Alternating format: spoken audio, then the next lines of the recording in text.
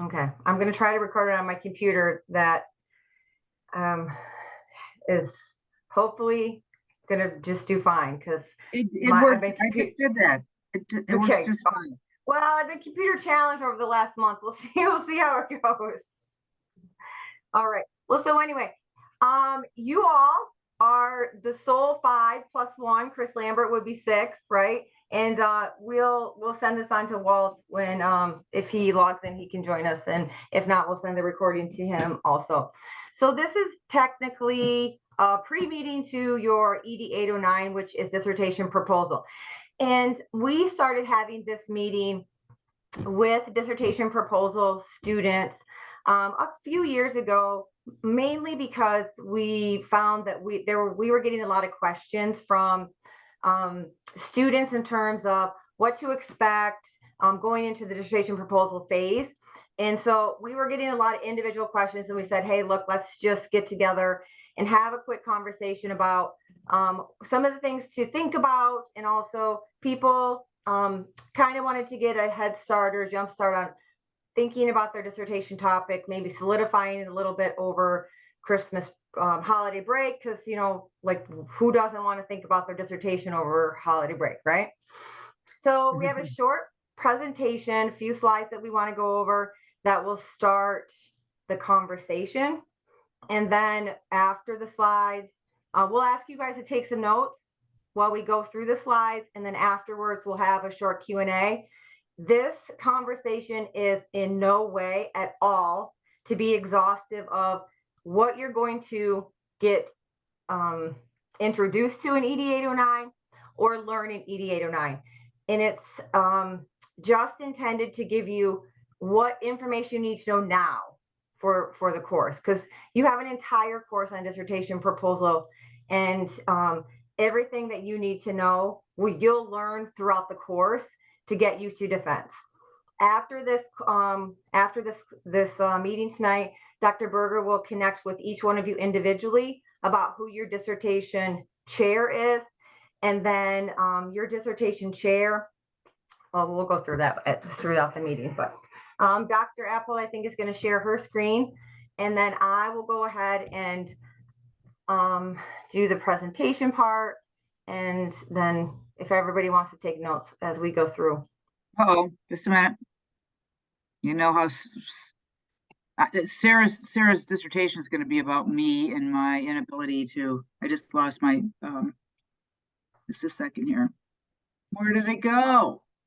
Okay, people, hold on. I was sharing and then I flipped it around, so I've got to go back in and grab it. So hold on 1 second. I will go get it. I know right where it is. It's not where it is. So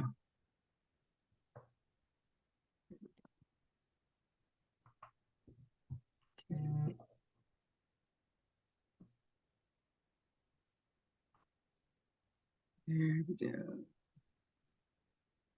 Sorry about that. I just totally was trying to go back to the beginning, and now can you see this?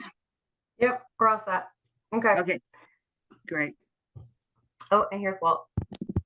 Well, it's good timing. Good thing I screwed it up.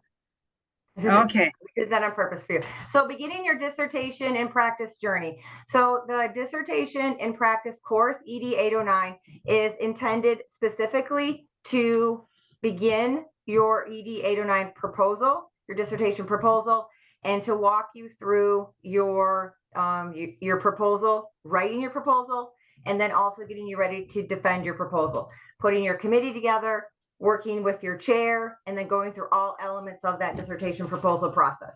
Next slide. So over winter break, these are some of the things you're going to want to think about. Okay, you guys have been thinking about your research topic, hopefully, over the course of the last year and a half. Been thinking about some of the things that you're interested in the last few courses, topical courses that you've had. Hopefully, each one of your instructors have been suggesting that you write some of your topical papers on topics of interest, things that you have been thinking about, things that you've been interested in. You've been doing academic research on some of these topics. And what are you interested in? What are the big questions that you want to be answered? And then narrowing those interests down, right? Because when you go into your dissertation research, you're going to have 1 to 3 questions. My dissertation students, I typically say you can have 1 question, you can have 1 question with a couple of sub questions, or you can have 2 questions. So that's not very much when you go to answer like the big question, or 1 or 2 questions. And so when Dr. Bent taught you ED, or Dr. Burnett taught you ED 802, you might have heard the raindrop, right? How are you going to get to your raindrop? Well, that's your research question. And so over winter break is a time when we're really going to have you put the pedal to the metal, so to speak, or this is down to the wire, where you really have to start honing in what it is that you want to research. We're not telling you or asking you to identify your methodology. So we don't care if you want to study quantitative research or qualitative research. That is not the point. The point is to ask yourself, what do you want to know about your research topic? Once you identify what you want to know about your research topic, the methodology the research topic will identify your methodology. Okay, so you can't first say to yourself, I want to do a quantitative research study, and then say, this is what I want to know. You first say to yourself, this is what I want to know, and then that will identify what type of research study you do. Okay.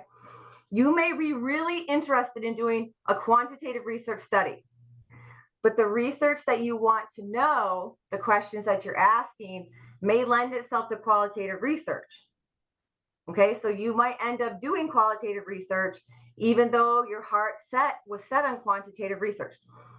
I really wanted to do qualitative research for my dissertation research, but it so ended up happening that the questions that I was asking ended up requiring me to do quantitative research. I did not want to do quantitative research for my dissertation. As a matter of fact, I pretty much tried everything that I could so that I did not have to do a statistics dissertation. What did I end up doing? I ended up doing a statistics dissertation. It was a really fantastic dissertation that a couple people have read, and it's collecting lots of dust now, and it was great. I got myself a statistician to help me with the statistics, and I answered some really great research questions that were really interesting to me. But I did not do a qualitative dissertation. I did a quantitative one, and I went into my dissertation saying, I want to do a qualitative dissertation. And it took me a long time to try to segue because I went it the wrong way. So you have to ask yourself, what do I want to know about my research topic? And forget about what type of research you want to do. Okay, that's my biggest piece of advice to give you today. Please take that with you over winter break. We also wanted you to think about your capstone, but not a lot, just kind of a little bit think about your capstone. The reason we want you to think about your capstone is because we have this idea, and you might have heard this in some of our classes, to begin with the end in mind, right? You started this program to become a doctor, right? So you're beginning with the end in mind. The dissertation is a problem of practice, right? So you're going to do a 5-chapter dissertation that is going to solve a problem of practice. The problem of practice is going to end up being your capstone. And your capstone is going to take your findings from your dissertation, and you're going to then do something with those findings. You're going to put your findings into practice. Okay, so you might say from your findings, I'm really interested in understanding why the impact of college closure on students. So because of that, because I think, I don't know because I haven't done my research yet, but because I think that there's going to be a really strong impact and not a lot of the students are getting taken care of, if I find that this is true, I would like to do something to help these students with the college to career transition. So my capstone might be providing them with additional support with that college to career transition. I'm not sure what that's going to specifically look like, but that is my beginning with the end in mind, right?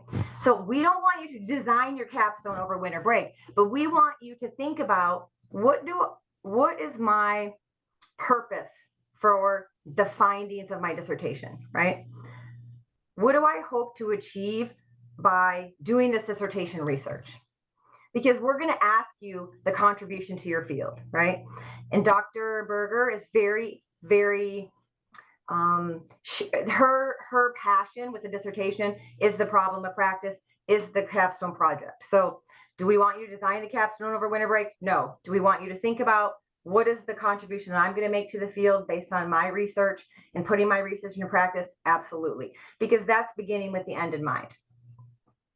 I think everybody has, but if you haven't completed your city training, it needs to be done before you begin 809 because you can't do research without your city training being done. Everybody started the program with this idea that you could finish in 3 years. That is not a guarantee, nor is it a given, okay? Some of our students finish in 3 years. Many of our students do not, okay? Everybody starts the program or starts the program at the same time. Chris Lambert is a perfect example. She started the program part-time, so she is in a different cohort. She's going to start the dissertation process with you all, but she's been in the program longer than you all have. So everybody starts 809 at the same time. And then once 809 is done, the trajectory is your own to make. So some people may, plow straight ahead and, finish class after class after class. And other people may decide to take a longer time to collect data, take longer time to analyze data, take longer time to write chapters.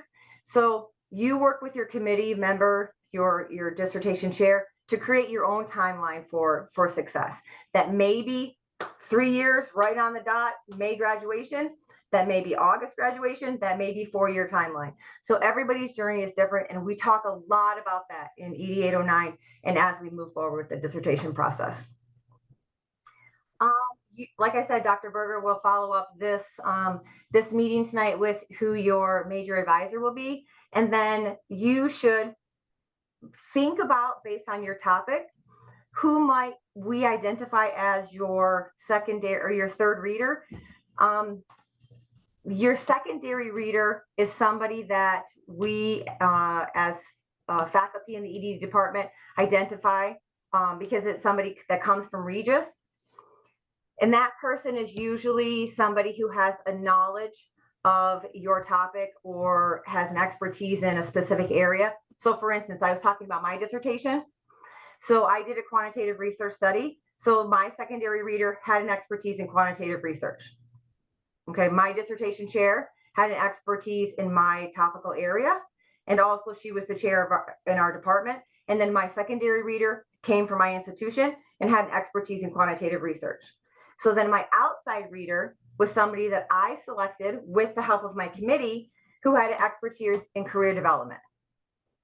Okay, so you together with your major advisor, choose who your outside reader is. That is not something that needs to be done anytime soon, probably around March. So start thinking in your mind, are there people in my network who might be supportive of my topic? And start thinking about, do not reach out to these people because you don't even know who your major advisor is yet. Okay. So your major advisor will talk to you about who your secondary advisor is within Regis College, and then where the holes are in your committee and where some of those expertise might be needed. Does that make sense? Any questions so far?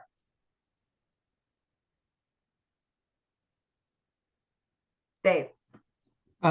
Curious, like for the capstone, just to get a sense of what's in that, is it possible to get a rubric, even just like a preliminary one of what's been used in the past, just to get a sense of scope and scale?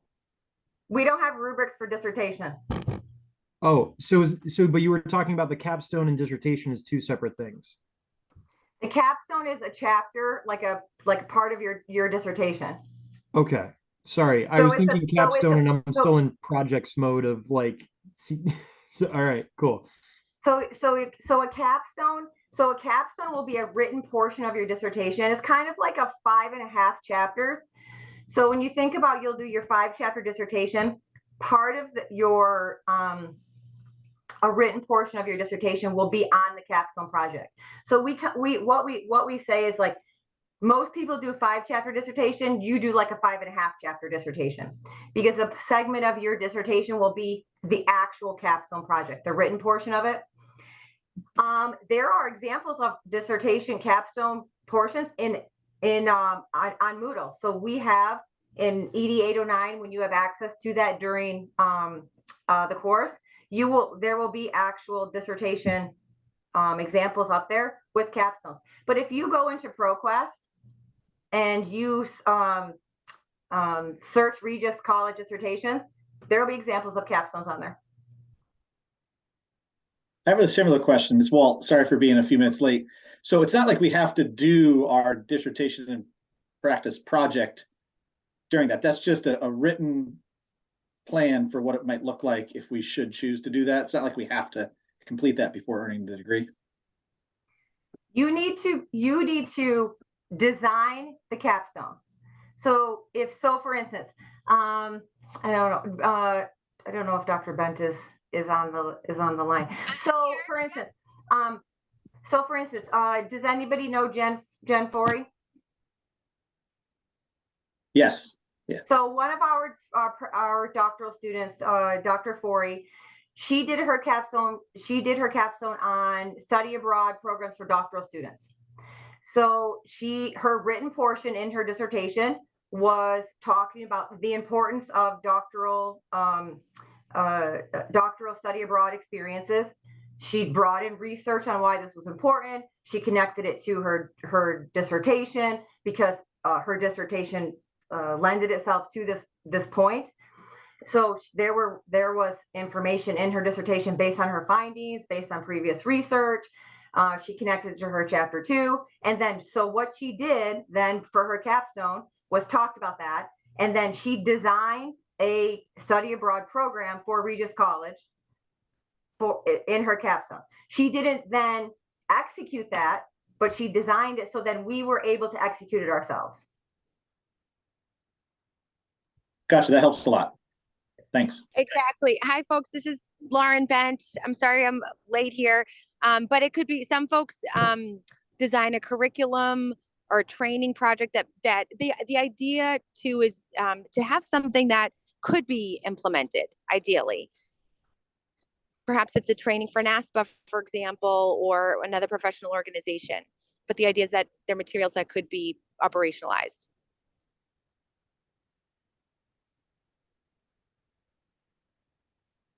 What's that?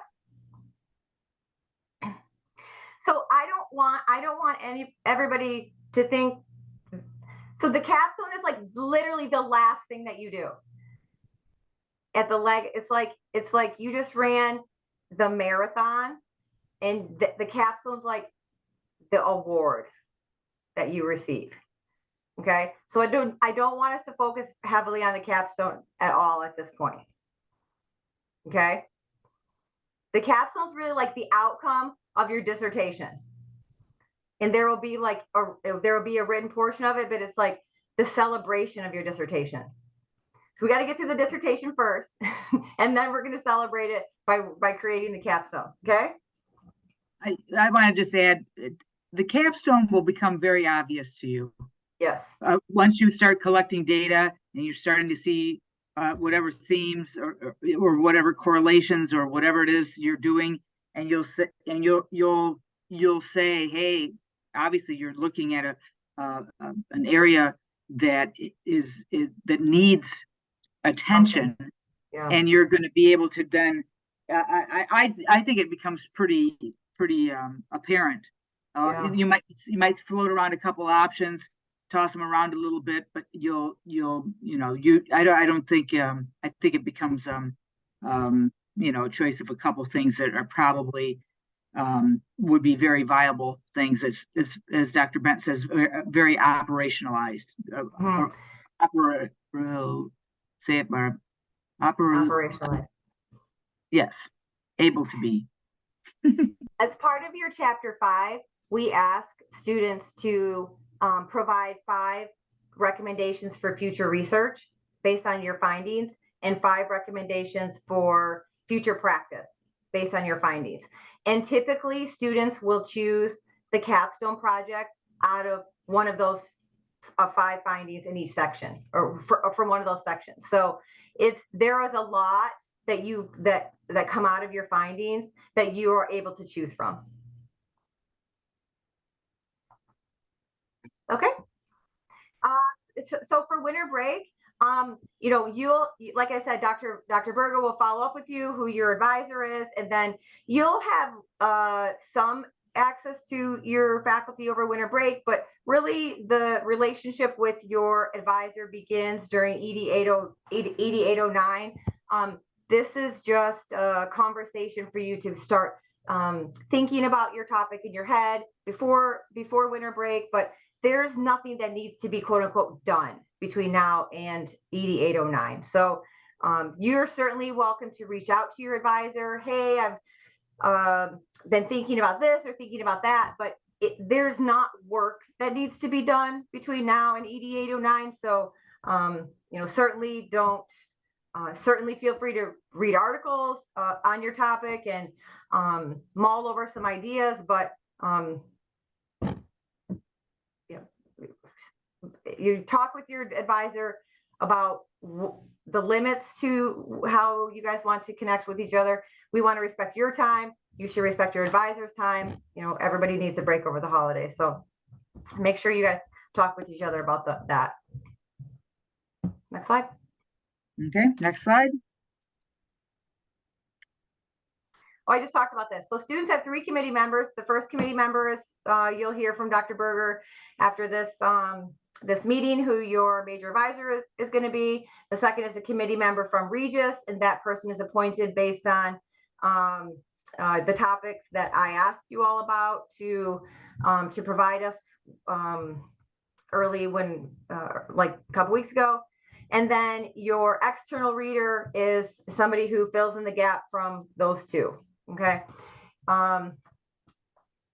That person, your external reader, we typically assign around March, maybe sooner, but usually around March. Expertise in your content, your outside readers should have expertise in your content area. Yeah, typically in your content area, they need to have an EDD, preferably. Sometimes the external reader has a PhD, but typically it's an EDD. We're an EDD program, so we mostly look for outside readers to have an EDD. There's a committee form. You'll get that in ED 809 on the Moodle shell, which all committee members need to sign. Next slide. Okay, this is a timeline. This is a typical timeline. This is not a timeline that is set in stone. Like I said earlier, everybody after they take ED 809 is on their own journey. I will tell you, for instance, I have 4 advisees from last year who started ED 809 together in spring of 2021, right? Spring of 2021. And one of them will be graduating in May of 2023. The other 3 of them will. They started in May 2022, right? The proposal? Yeah, they defended their proposal in May 2022, and one of them's graduating in May of 2023. And the other 3 will graduate in varying stages, maybe August 2023, December 2023, and May of 2024. So all 4 of my dissertation advisees are on different graduation phases. So this timeline is a 3-year timeline that you're looking at now, but my advisees are on, one's on a 3-year timeline, one's on a 3-year and 3 months, one's on a 3-year and 6 months, and one's on a 4-year. Does that make sense? So everybody's timeline is different, and their timelines are different for different reasons. One is personal, one is because they're collecting data for an entire semester. So they're pushing off graduation because their data collection is from start of semester to the end of semester. And one of them has opted for work reasons to take their data collection analysis slower. Okay, so for different reasons. So you might decide to move fast, or you might decide to move slow, or your project might decide for you to move fast or slow. It doesn't, life dictates, when you get done. Does anybody have questions about that?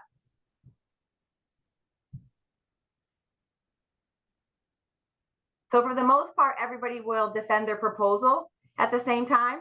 And then from there, people's trajectories change.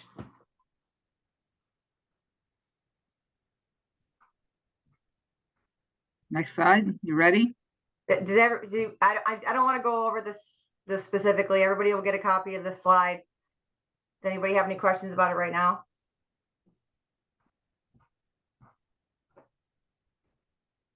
Well, one thing I'd like to highlight is and this is very common in any program.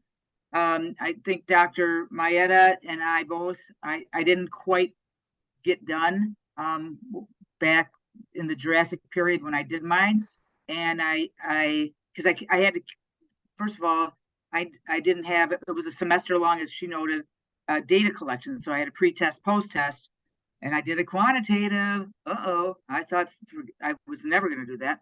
And it ended up where I ended up defending in, I think, I don't remember, but maybe it was August. And then they wanted me to add a qualitative piece. So I had to go back to the site and add a qualitative piece. And I ended up graduating at the institution I went to in December. So it was, I was a little crestfallen, to be honest, but it, you just, once you're in this, you're, the end is what you want to achieve. So it happens, but like Dr. Maeda said, just a lot of different things. So you have to have a placeholder. That's the other thing is, you keep paying the longer it takes you to get done too. I mean, that's just, as you can see at the bottom at the asterisk. And, it was, and I, obviously same years and years ago, I had to continue to pay to be out there. And they had a 7-year limit on it, which I think Maeda was pretty close to that, weren't you? Just kidding. 6.5. It took me 6.5. Some other reasons I think where timelines are extended. One of my students had a study where she had 12 students for her program design. So she was looking at a specific program, and there were 12 participants in the program that she was looking at. And she only received 6 responses from the 12 students, which 6 responses is not enough for qualitative phenomenological study. So she had to, because she didn't want to change her study and she only received 6 responses, she had to then go back and modify her methodology in order to add a third methodology, data collection, because she then added on supervisors of the program and external community partners of the program, so that she could get additional data collection methods so that her study was reliable and had additional data points to it. So, it didn't take her, as far as her written portion was concerned, it wasn't a lot of work, but she had to modify it and then go back to IRB, put a modification in for IRB that she had switched her study up, and then go and collect additional data. So not a ton of written pieces. She had to go back and modify her chapter 3 and then a little bit from her chapter 1. But you don't know about those pieces until you then get in and actually start collecting data. So those, there's always at each stage of the process where different, you might hit a wall at different points. And this is where you connect with your advisor and you can always troubleshoot. There's always a solution for, the little areas that, little hiccups that you might have. But if these hiccups happen, they might add to your timeline.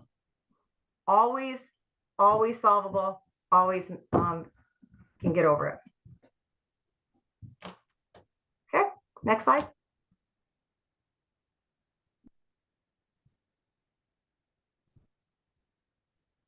What? Can you see it? Mhm. Oh, now I got to go back. There we go. So, did you see what the slide was? Let me go back here. There we go. Share. Okay, start slideshow. Here's a recap of what you just saw. That's the last slide, Dr. Maeda. Yeah, so I just don't know what we were supposed to talk about. It said something about writing tips. Dr. Bent, what did you want to go over? I think so. I think this was more the motivating slide or something. And I guess like if to wrap it up, and thank you so much for running this presentation, Dr. Maeda and Dr. Appold. The last slide really talks about how, and I hope you all know that this process, writing a dissertation and practice proposal, is something that you should go into with confidence. You've done this assignment in ED 802. Remember, you wrote a proposal in that Research 1 class. So you have experience doing this, and even if your dissertation topic has changed, or maybe you're taking a different angle, so you'll have a new raindrop, but perhaps the same umbrella topic, you know the process of this. So it's breaking down parts and getting feedback, and it's just this back and forth to build your final proposal. And so I hope you go into this feeling comfortable. A lot of doctoral students struggle with this particular project, but you've done it before, and you did it, and you can do it again. So some other general tips, and we've kind of collected little nuggets from folks who've graduated from the program, and they say, like, write a little bit every day. A lot of people say this, like, just write a little bit every day, and just kind of get into that flow. So you, over the winter break, while we hope you recharge and rest, things to think about are, like, where are you going to do your writing? Find that space and find that time. And as much as I say write every day, for some people that's not possible. So some people are more weekend warriors and spend a lot of time, writing on weekends or something. So just really think about what is going to help you get into that rhythm of writing this proposal, and which will of course turn into your overall dissertation. So I think it was just like general tips like that. Yeah. A couple other things that I want to add to that. The same thing with the scaffolding project from 802, we did that same project like that in 804, where you turned in methodology 1 and turned in methodology 2 and turned in methodology 3. So it's the same, the proposal is the same process as you did in 804. So you've done that in a couple of classes where you'll turn in part of the proposal, get feedback, add to it. So you understand the building of the proposal. If you do a qualitative study or a mixed methods or even a quantitative study, the methodology section of the proposal is exactly the same as how you learned how to do it in 804. You just started writing. If you write a quantitative piece, it's the sections are pretty much the same. It's just different content with a quantitative. Your dissertation advisor, if you do a quantitative study, will show you the different elements of that as well. But you took 806, so you learned those pieces in there. A couple other tips as far as working with your advisor. Everybody has different communication styles. So be very open and honest with your advisor about how you want to be communicated with. Sometimes advisees want to hear from their advisor a lot. Sometimes advisees want to hear from their advisor very infrequently.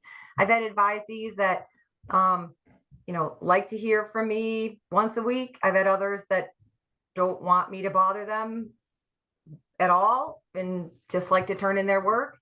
So you make sure that you talk about how you want to be communicated with your advisor, and make sure that you get that style down pat really early on.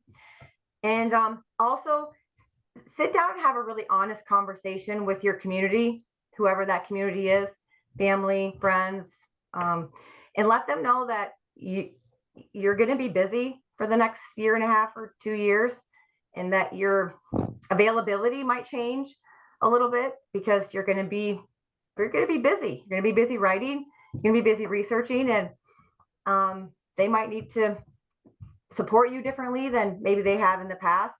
Dissertation writing is a lot different than the topical classes that you've been taking in the past. It's a little more individual, a lot more individual, actually. It's sometimes it's a lot more laborious than some of your topical classes. Some people like it a lot more, some people like it a lot less. So you'll have to find your groove. We're going to give you a ton of different strategies, and you'll have to choose which strategies work for you. Not every strategy we give you or suggest to you is going to work for you. So you can take some of them, you can discard some of them. We'll keep on suggesting them, and then just let us know if you're doing good. Let us know if you need help. And I think communication is just the best thing that is going to make everybody most successful. I would just like to add, in Moodle, we give you exemplars. We give you all kinds of templates. Don't reinvent the wheel. Look at how it should be ordered. And I will often say that. Just go back and look at the template.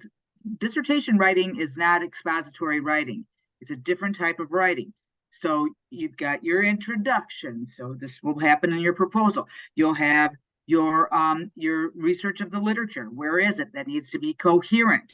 It goes from point A to point B to point C. Everything's, and there's very, don't ever send anyone a 2-paragraph or 2-sentence paragraph.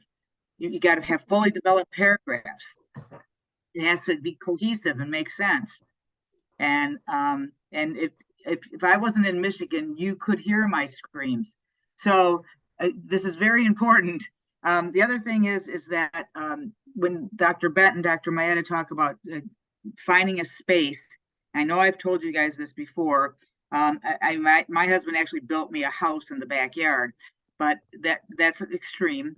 But I will say, when I went to the CPED conference in October, one of the strategies some people shared was they put a certain hat. It was a pink hat.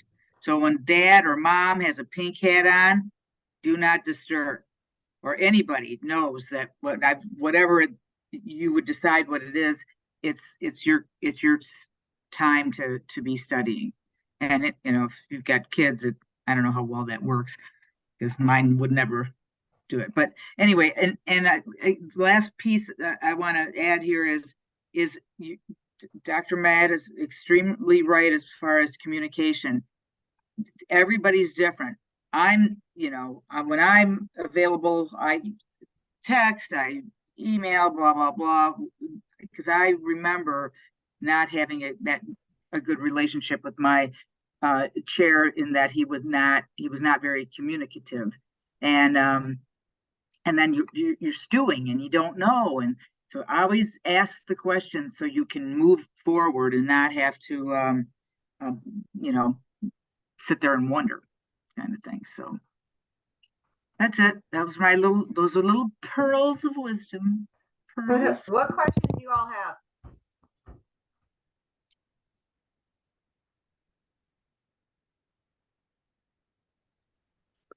Did you mention that we get to find out who our advisors are during this meeting?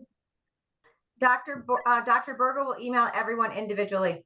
I don't know, probably definitely this week sometime. I'm not sure.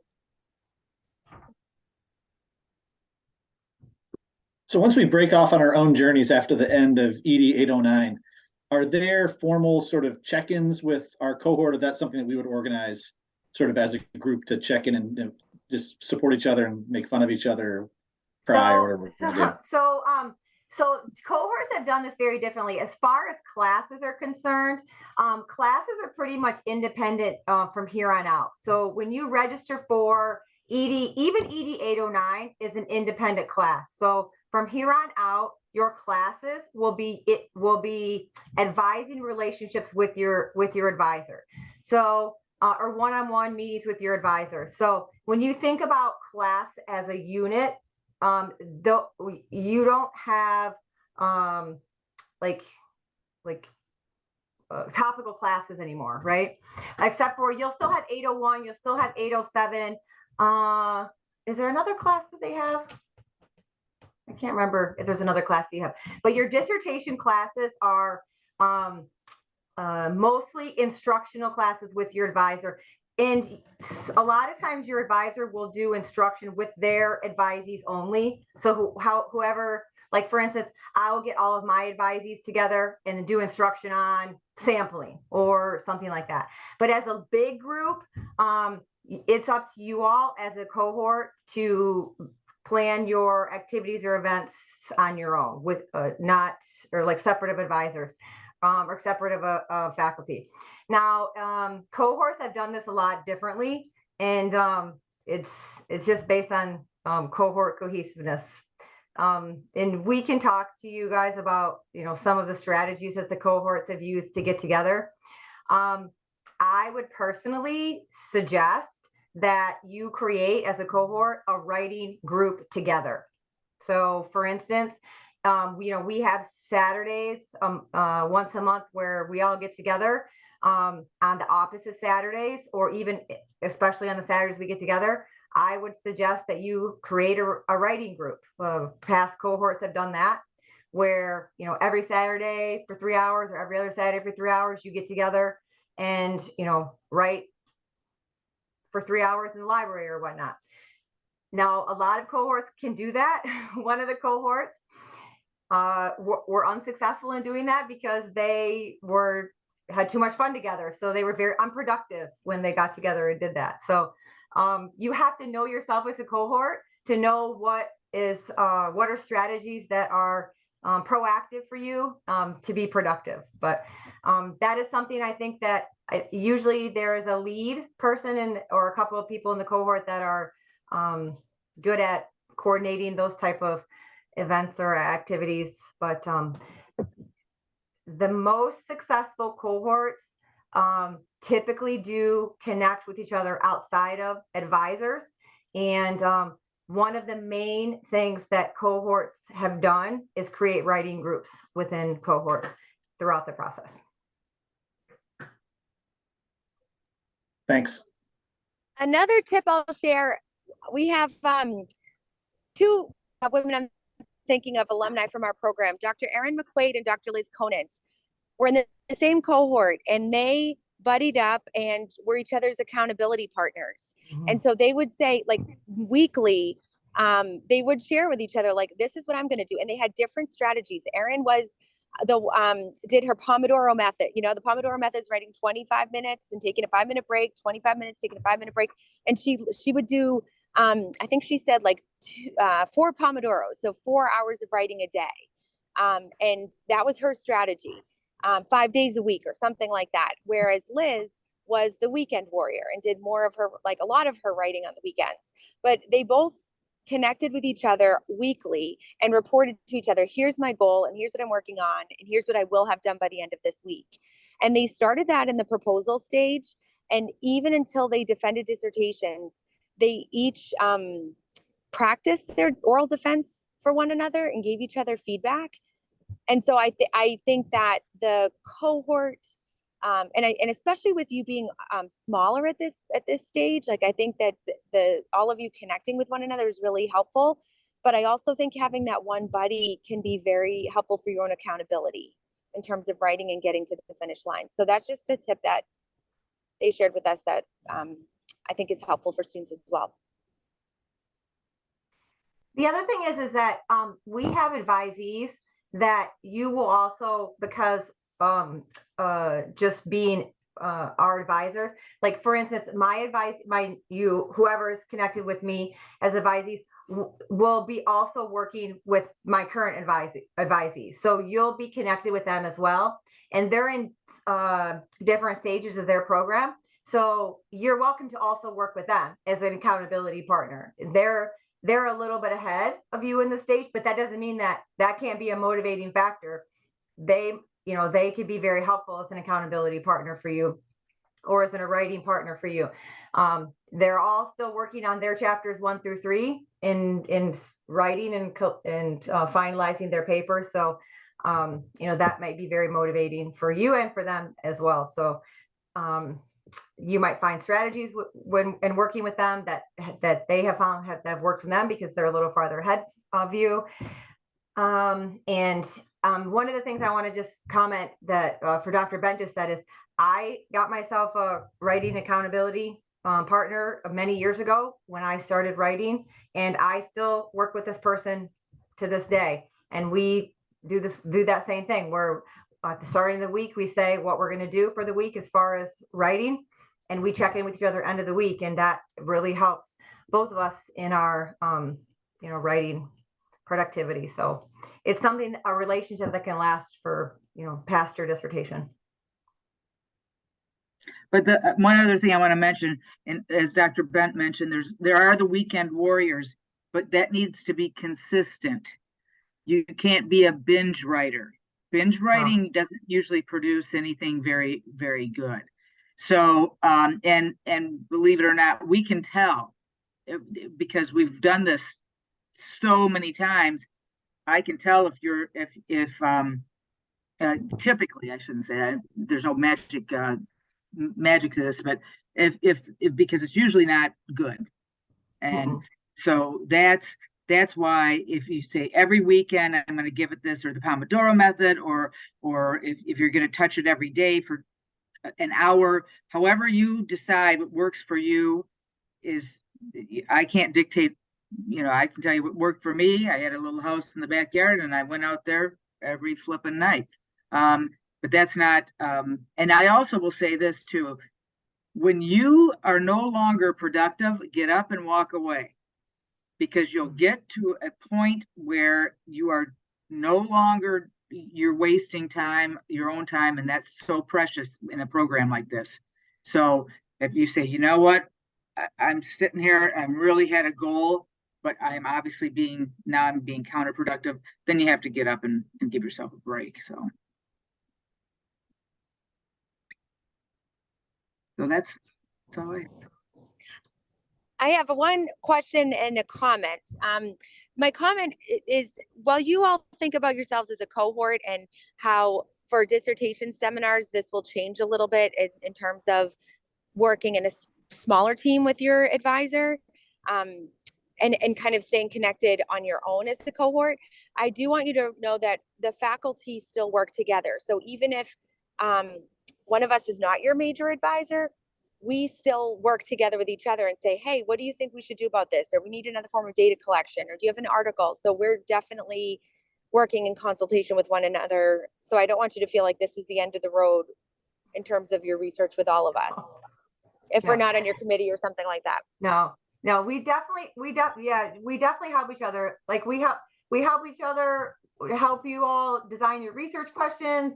We help each other. I mean, on a daily basis, we're running ideas by each other. So we're all in the background. You know, you have 3 advisors, just one of them is visible to you.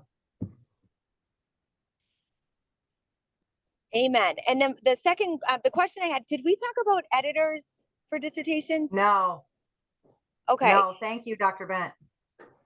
Sure. So this is something that you should anticipate is you will need to work with a professional editor on your dissertation.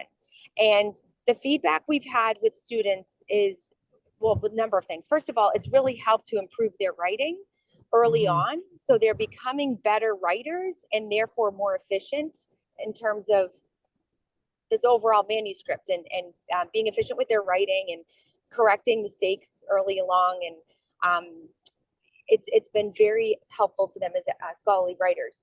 So we do want you to anticipate that is an expectation as part of this journey, that you will work with an editor. We have some recommendations. We don't endorse anyone, I'll say, but based on our students working with editors, we're happy to share information with you, but it will definitely help you. It will help us. It'll be a much more efficient process and a much a higher quality dissertation at the end.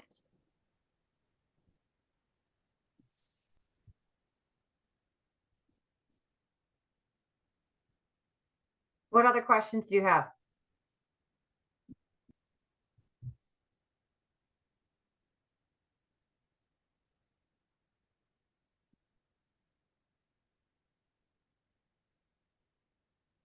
I guess Mike, hi you guys.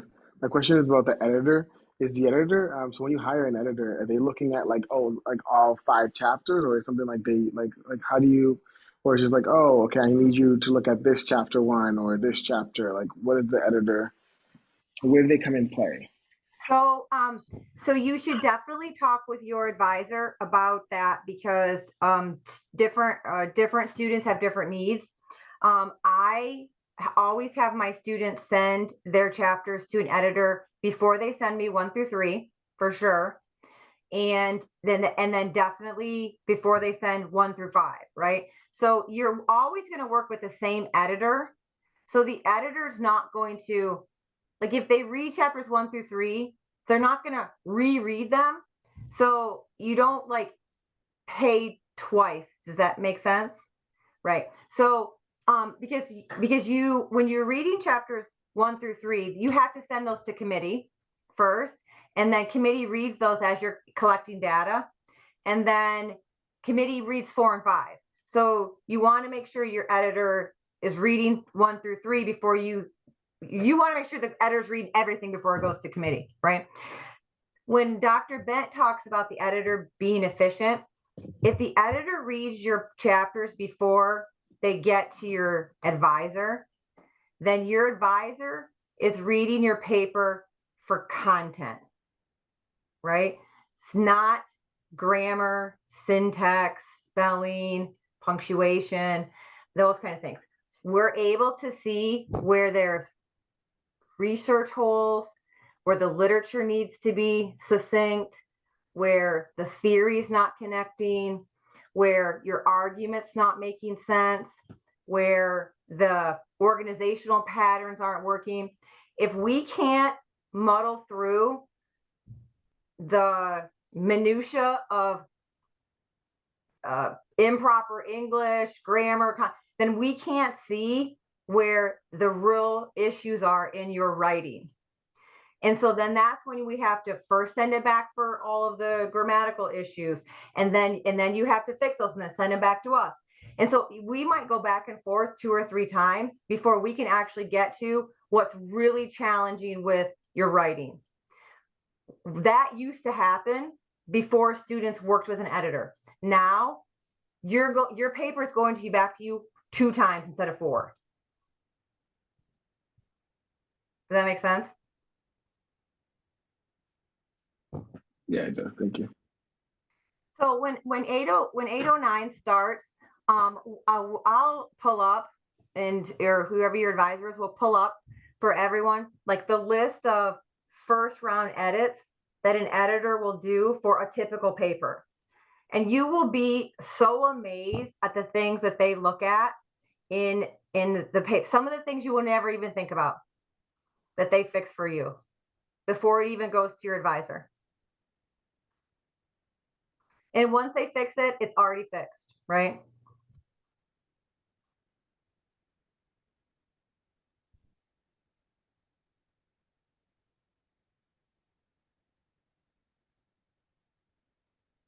What other questions you all have? So after 809, do traditional grades in the way that we've been receiving them exist, or is it more about like gaining progress plateaus? So it's okay if we don't have something perfect and we give it to you guys and then we just keep going. Do you know what I'm trying to say? Yeah. Like, there's no So A yeah. plus So or I mean, we don't really. So you don't really. I don't know. I mean, yeah. I don't really. I mean, if you get your stuff done, it's an A. Right. I mean, other advisors might think differently about this, but it's more about you have to get the paper done, right? And at this point, you really shouldn't be focusing on grades. You should be focusing on getting the best project done that you can possibly get done. Your advisors care about your papers because we want you to have the best research study that you possibly can have, right? We put our names on these papers too. So we care about this research for you because we want you to be a good scholar, but we also, I mean, we're endorsing this work. So when we sign off on your project, forever our name is on your project and it's published. So that's something that we care about. Okay. So you shouldn't worry about grades. What you should worry about is things like you can't have 2 incompletes past a semester, right? You want to make sure that if you're going to, you know, move past your timeline, that you're talking with your advisor about it. Like, so for instance, if you know that you're not going to get a chapter done within a semester because you're really busy at work and you want to take a break or you want to slow down, you got to communicate that stuff. You know, don't go, what is it called? Dark on us, you know, and like disappear for 3 weeks and not, you know, pretend that, you know, we're not going to notice, because we will. And, you know, you have to talk to us.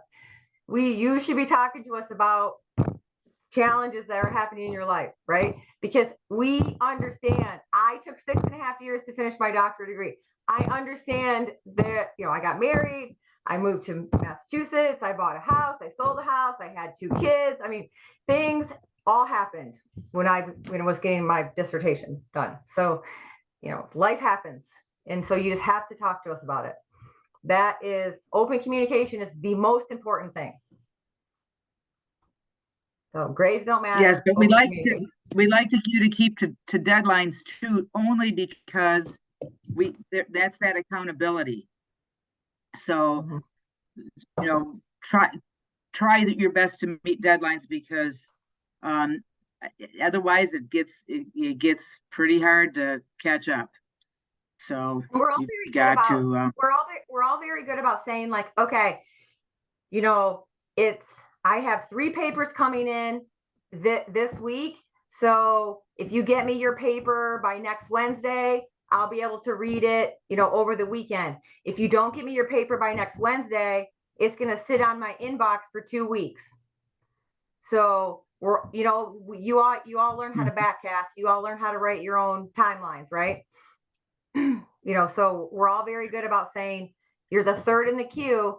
If you don't get me your paper by Monday, you might as well work on it for 2 more weeks because it's going to sit in my inbox, those kind of things. So you work on your timelines, we work on ours, and, you know, we communicate back and forth.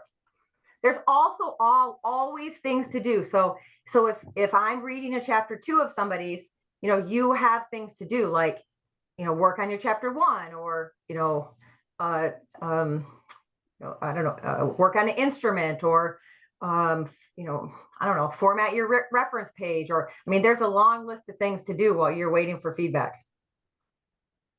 And we'll all talk about what those are.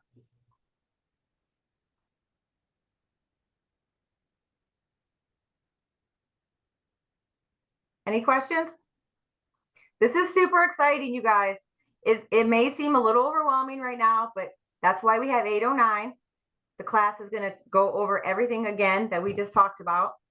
The main thing that we wanted to just talk with you guys tonight is to answer any initial questions that you had, and then to get you to start thinking about narrowing your topic down, making sure that you really want to commit to this topic for the next couple of years, right?